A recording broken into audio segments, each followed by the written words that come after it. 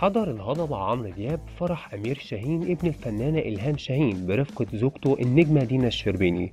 والتقى الهضبة بالعديد من النجوم في الفرح زي أمير طعيمة ولبلبة وهالة صدقي وغيرهم.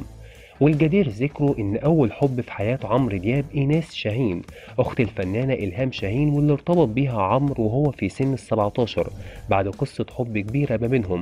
ولكن ظروفه المادية في الوقت ده قبل الشهرة أدى إلى انفصالهم. وبعد سنة عمرو ابتدى يتشهر وأغانيه ابتدت الناس تسمعها، وبدايتها كانت أغنية ميال سنة 1988. ولكن وقتها كانوا خلاص انفصلوا. تعالى يا مؤمن بسرعه بطاريات. تعالى بصوا بقى